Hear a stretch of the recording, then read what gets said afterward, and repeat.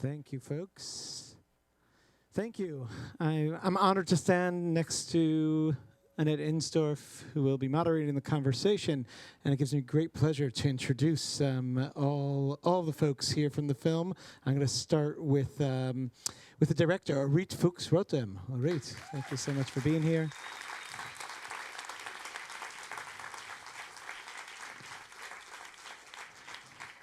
One of Israel's really most fabulous actresses, and she'll teach you how to make a good movie. Dana Ivgy. Dana.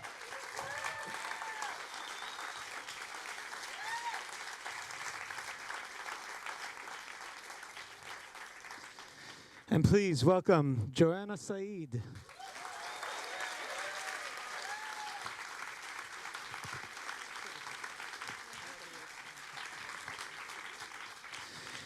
Annette, before I hand it over to you, I'm just going to say one thing, just in case. You'll all stay here through the entire Q&A, I'm sure. But Maya, the producer, spoke before the film, and this film, I think, has such potential in this award season, and it could only happen with your help in so many ways, and everybody here could help by spreading the word, telling the right people, and raising awareness towards this film and helping support this film. So, Maya, if it's okay, you're the person to speak to, right? Thank you. Annette, over to you. Good evening, everyone. I'm so proud to be part of the group on stage because I saw the film only a few nights ago, and I was so moved and so impressed, and I have a lot of questions, though we'll take a few from you towards the end. So I want to start with the writer-director, Orit Fouks Rotem. I hope I'm pronouncing it correctly. I gather that this film is based to some extent on the fact that you did teach workshops, filmmaking workshops in northern Israel to women both Jewish and Arab. And I wanted to know, did your screenplay, did you write it before casting, during casting, or after?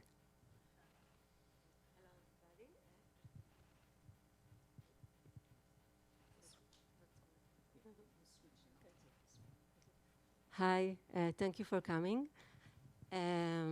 All the above. I wrote it before, during, and after. No, not after, actually. Yeah, in the editing room I wrote it also. Yeah, so also after. It's really based on my experience. My mother is the consultant to the mayor of Hadera for women issues. And she participated in one of those groups herself, and that gave me the idea for this platform of women that and the self-observing of women through the eyes of the camera. And I started doing it as a research, actually, and I did it for a few years and wrote it during the process. Okay, now I happen to know that you are yourself a great casting director because I found out that one of my favorite short films that I have seen over the past 10 years called The Little Dictator, which was made in 2015 by Nurit and Emmanuel Cohn. It is absolutely delightful. I'm not sure how you can see it, but when I was looking up your credits, I saw that you had done the casting for that, and I thought, okay, this woman is great even before I see the film. But I would love for you to talk a bit about the casting process, because clearly, not just the two actresses on this stage, but all of them in the film, I almost had the feeling that I was watching a documentary, that it was cinema verite, and I know that that wasn't exactly the case.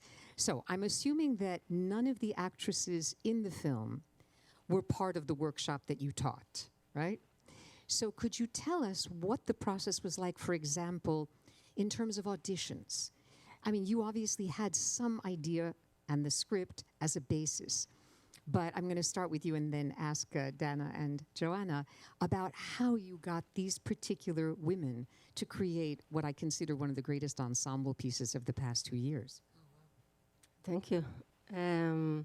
Well, some of them I had an idea before, like Dana, and Amal Murkus, which is a very famous singer in Israel. So I knew that she will be Nasrin. But some, my script editor, Ayelet Menachemi, she's a kayaking as a hobby. and she knew Liora Levy, who plays Carmela, through the kayaking. So she told me, you have to meet this woman, and then I met her, and then I wrote her after that. So I had like spaces that were empty. I knew I wanted 4 Jewish women and 4 Arab women, and some of them I met on the way, and some of them I wrote before. And all of them are actresses, except of Liora, actually. In other words, all of them have had acting experience prior to making this Yes. film with you, Yeah. except for Liora, who plays Carmela. Mm-hmm.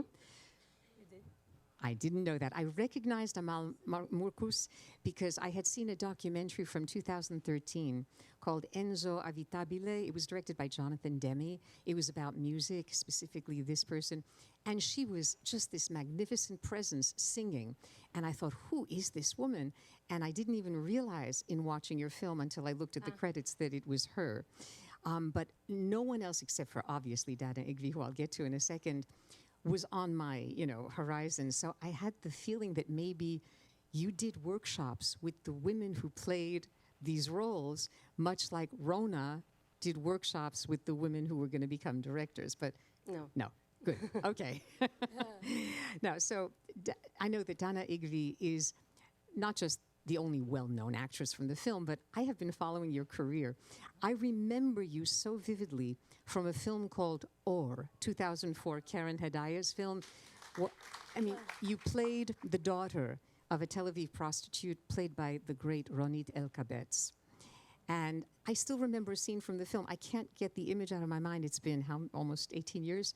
There's a scene in which your character takes a shower and washes her hair and then uses the lather from the hair to do the laundry at the bottom of the shower stall. Yeah. It was just one of these, like, I've never seen anything like this before moments, but it was also your performance. And then when I saw Amos Gitai's Disengagement from 2017, I don't know how many of you know this movie, but you played the daughter of Juliette Binoche, estranged. And at the end of the film, there's finally a reunion between mother and daughter in a settlement that is being emptied by the Israeli forces. And you have this silent, eloquent hug, the two of you, without saying a word, that goes on forever as we hear the crowds of davening Jews being taken out of that area. And it was another moment that marked me deeply.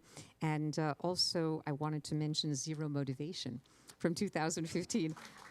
I'm sure some of you remember her as the sullen but loyal Zohar. So, how did you prepare to play this particular part of Rona? Thank you, first of all, for this amazing words. Actually, it was very different and interesting. At first, when I read the script, I met Orit, and I told her, listen, at this point in the script, what do you think about this and what do you think about that? Because, when you read a script like that, you really don't know what's going to happen. It could be amazing and it could be boring. It really depends on the director, actually, completely. So I was asking some questions and she's like, forget it, I'm going to improvise everything.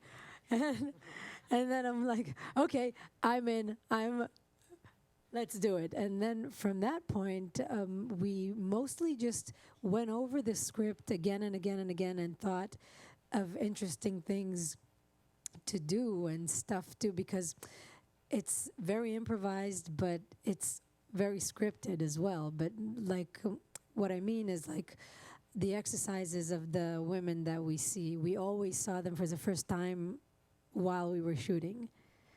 And we had 20 minutes shot, a take of 20 minutes. And everything was very fresh, and we had 2 cameras. And so we thought a lot about those things, like how she really let me in as, for the role of the director, to really be beside her. And really, that was most of our rehearsal, actually, going over the script and thinking of ideas and of Rona's path in that. And in the end, we decided not to share any of it. But we do know, me and Orit, we know all about her. every single thing about her life, but we decided not to share it because this is what really happens, I think, in those cases. You don't really know about, not about your teacher, about your shrink, it's just a person that's there to reflect others and to make them open up and watch them. So yeah. Facilitator, the enabler of others' stories to come to the surface as opposed to revealing your own, right? Yeah. By way of introducing Joanna, I think most of you here know that Cinema Sabaya not only won the Ophir, the Israeli Oscar for Best Film, Best Director, I think also costumes and casting, but supporting actress for Joanna Syed.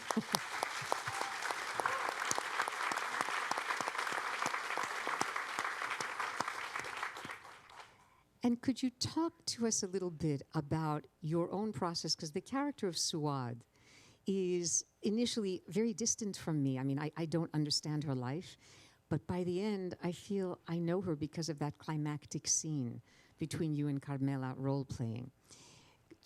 What was your process personally? I mean, and did you get involved in this film because you read about auditions, or did you know that this was somebody you wanted to talk to? We just want to know a little more about the story. Sure. Thank you, of course, for complimenting me so much. I was in agency called Shalash, Sachkanim Leman Sachkanim, which is a website, basically. After going to theater in Jerusalem and trying to find my calling and fighting my parents because, no one wants an actress child living off them for years and then trying to find her way.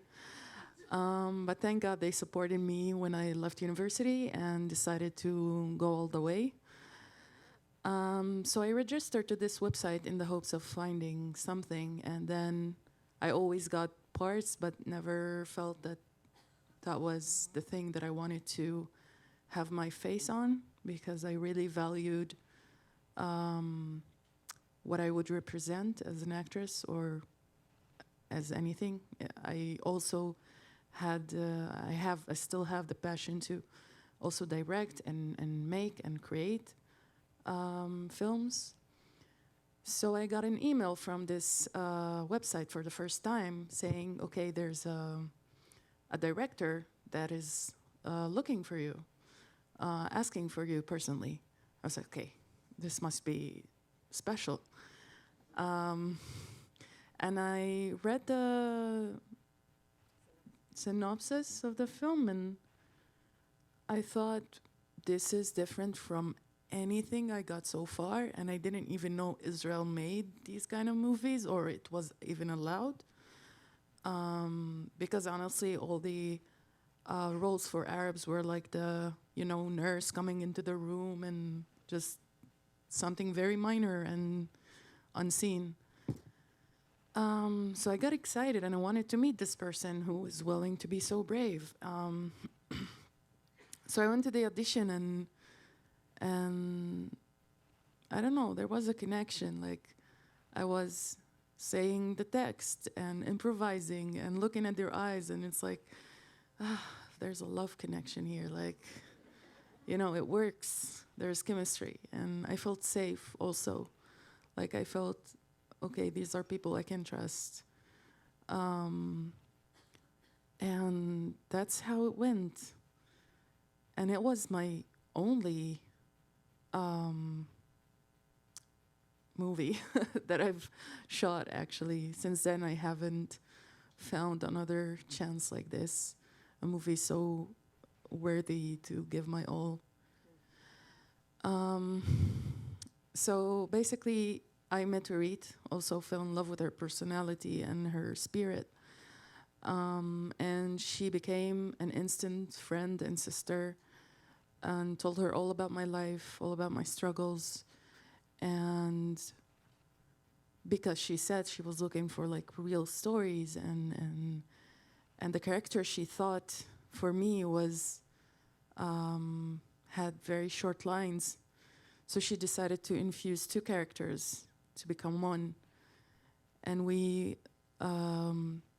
I told her about my life. I told her about what's going on, and we tried to build a backstory to this character that no one knows, just like Dana said, which is amazing, just me and her.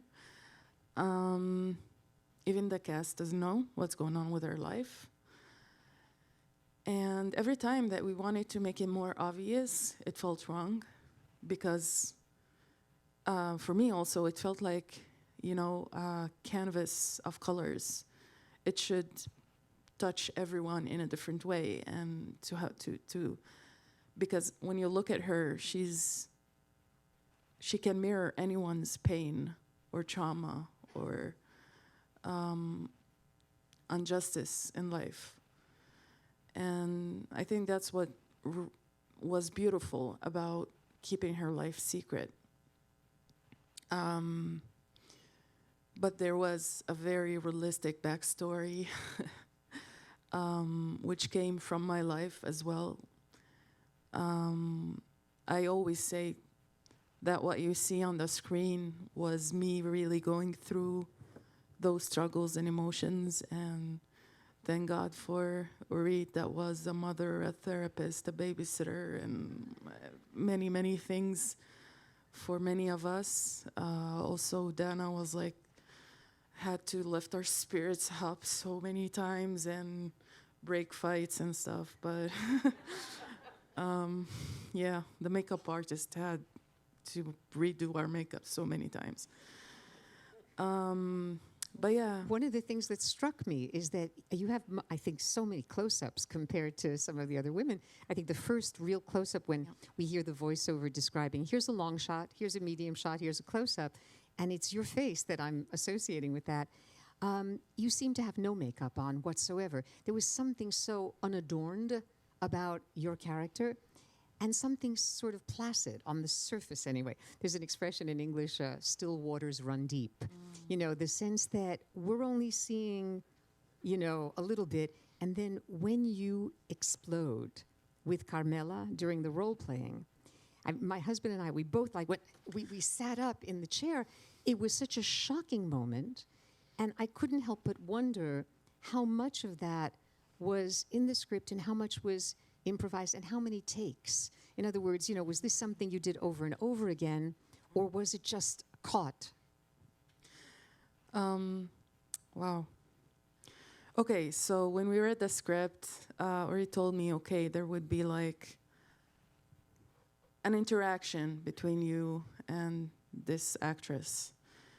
It might be suffocating her or just jumping on her or something. We don't know yet. Depends on, how it escalates. And when we started shooting the first few times, it didn't feel, it had to build up, I was in deep depression then, and I was really uncomfortable in front of the camera and knowing this is my turn and I had to do my part. So I had to ask Carmela, Leora Levi, I had to ask her, push me to the edge. Just don't worry about me, I'll be okay, just push me. So it was this kind of, it felt like birth. It felt like birth of emotion, going through this hard thing that doesn't want to come out, and just I needed to release it, and I didn't know how. It was really hard for me. But then when it happened, this fall happened only once in one take.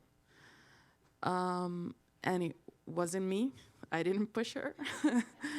I'm not guilty of that. She actually planned it without telling me. She pushed herself. And I went off the set, scared to death that I might have get sued the second day or something. And I run out, and behind the screens, Orit and everyone from the production is tearing up, and I'm what's happening? Is this a good sign or a bad sign? And I go out and they continue for 20 more minutes. And I'm like, what's happening? I need to know. Is she fine? Did she get a concussion or something? Like, but it was genuine. And I never had this therapeutic kind of experience before, where I could really bring something so real to me, a struggle that is so alive in me. That even Orit, before I went on that seat in front of Leora Levy, had to come after me the dressing room because I just left everyone crying. I just couldn't handle this kind of responsibility, like, because I knew this scene was kind of the max action of the movie. But she said something to me that made me know that this is more about just a movie. She said, if you can't do it today, okay, we'll do it next week. If you can't do it, we'll just not do it. You're more important than the movie. And this is where I realized that we're doing something much more than just a film for an audience. This was something much more. And she put me first, and that's why I had this courage to just take this risk and give it my all. And yeah. And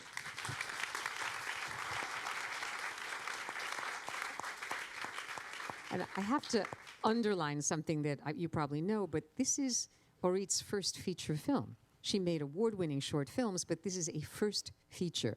Would I be right in assuming that in order to get the kinds of emotions that we're hearing about, you were able to shoot chronologically? I know most films are shot out of sequence, but what about... Yeah, we shot chronologically and for 12 days only.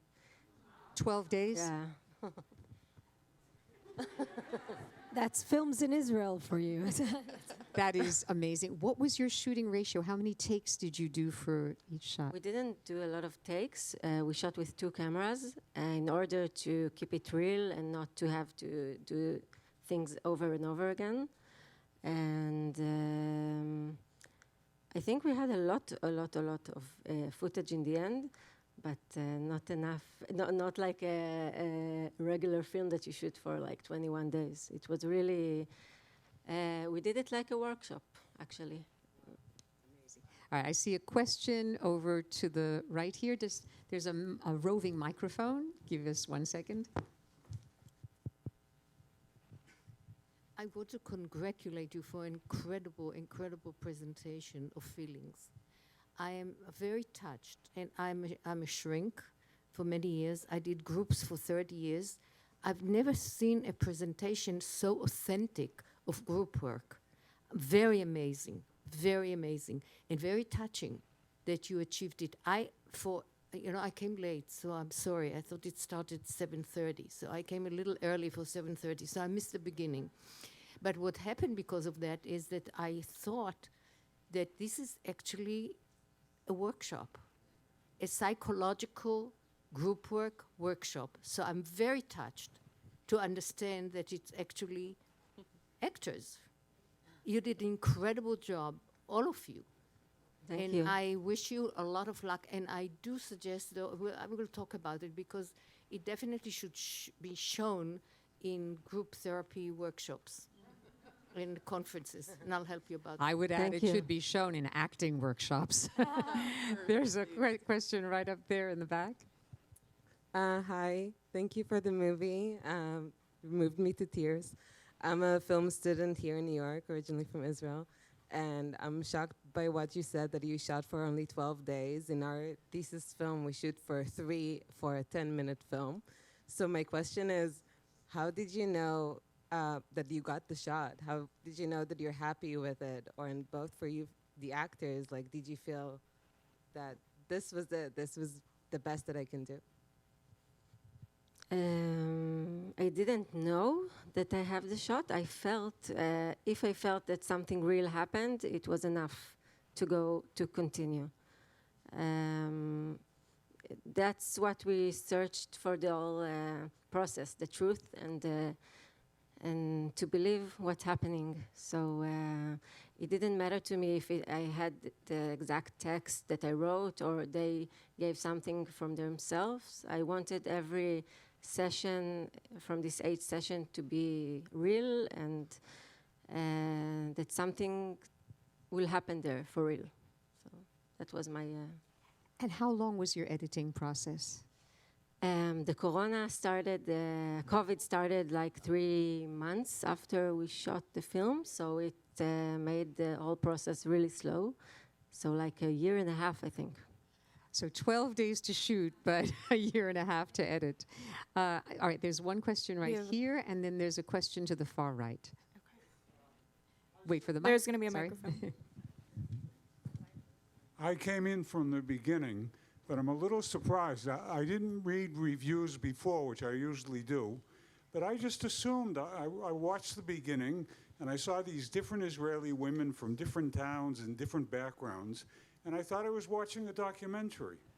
And I don't know if that was the intent. I don't know if that's your intent or it's a movie. And I didn't realize that. I was so, at the end, I couldn't understand how you could make this movie without everyone consenting. I thought people might have been deceived. But then right after that, I understood that I made a mistake. The other thing which I think is amazing, and I give you credit for, you presented human beings. And it didn't matter if they were Jewish or they were Arab. And I think that's a tremendous achievement and important. Thank you. It wasn't my intention that you'd think it's a documentary. I just wanted you to believe, and but I'm surprised every time to hear these reactions that people really think it's a documentary, but it's a good thing, I guess. It is a compliment. Yeah. We have a question. Well, in a time when we need as much conciliatory work between Jews and Arabs, I think that this is a very important role model in terms of doing a lot of different artistic things together. I'm wondering, when you were getting actors, did you only pick Arabs who were Palestinian citizens of Israel, or did you also have any requests from Palestinians who are living in the West Bank? Just the one that lives in Israel. I'm not sure that they would participate or want to participate in an Israeli film, the ones that don't live in Israel. And also some of them, like Amal Murkus, in the beginning she wasn't sure she wants to do it. But after she understood what I want to do and my intentions, she went for it. But it's not easy for her to represent Israel. Yeah. I think we have time for 1 or 2 more questions. Yes? Okay. There's a hand right there, and oh, I'm sorry. I can't see from here. Sorry. Go ahead.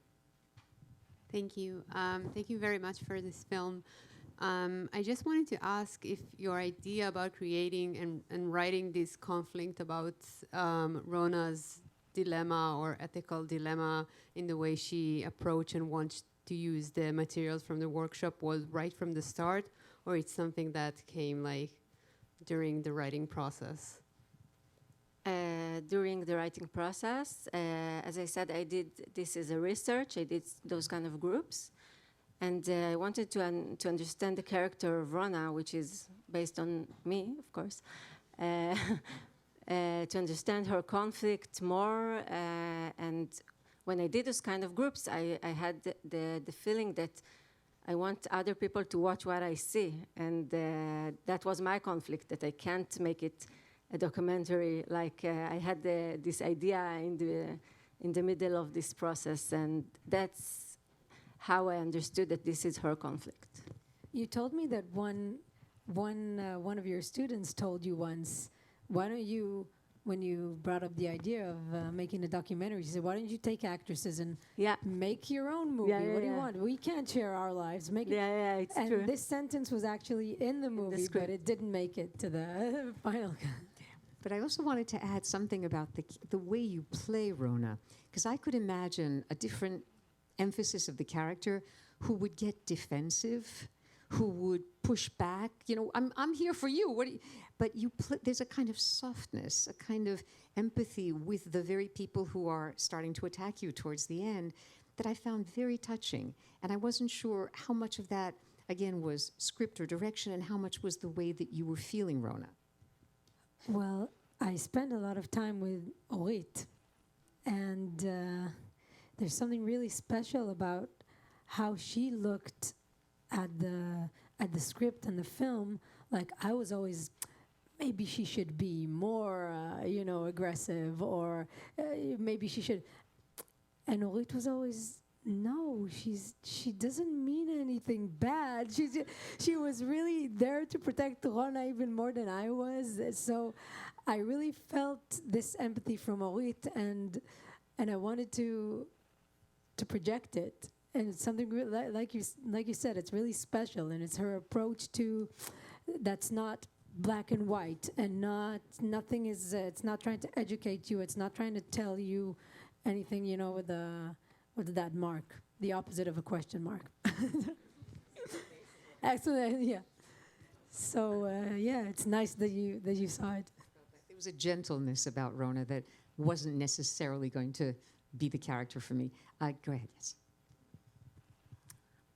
Yes, I wanted to ask, actually initially I wanted to ask whether you filmed it during the corona because of the tension between being almost claustrophobic in this whole process, and the only way that we could actually see the outside was through their eyes, through their movies. So I thought that it would be kind of like inside the corona, but I understood that it was not. It was really doing it before that, and I was wondering, why did you decide to kind of have this tension of really putting them all together and not showing anything on the outside, whether it was an actual, pre-contemplative kind of? I like the idea that all of their outside life is just a projection inside the group. And I thought that what is the most interesting thing in this script for me is the dynamic between them. So when I go out, I miss it, and it's only 90 minutes film, so I want to stay as much as more inside. Rona actually had we shot scenes from her life outside, but we decided that we leave it all inside because this is what's the most interesting thing for us. Any last words from you, Annette? Well, just that what Orit just said is something I also tell my students at Columbia. The limitations define the possibilities. And once you decide that you're going to have one space, and once you decide that you're going to have 8 characters and the director, within that, it is possible to make as creative, original, and bold a cinematic vision as we have just seen. So thank you to all three. Thank you. Thank you. Thank you, folks. I want to give a big thank you to Annette. I want to let people know this film is opening in theaters in February, and Kino Lorber is releasing it. I want to give them a big thank you. And tomorrow night we have Boycott and the Devil's Drivers here. Join us for more. And of course, Tuesday, come go vote and then come for a movie. Thank you and have a good night.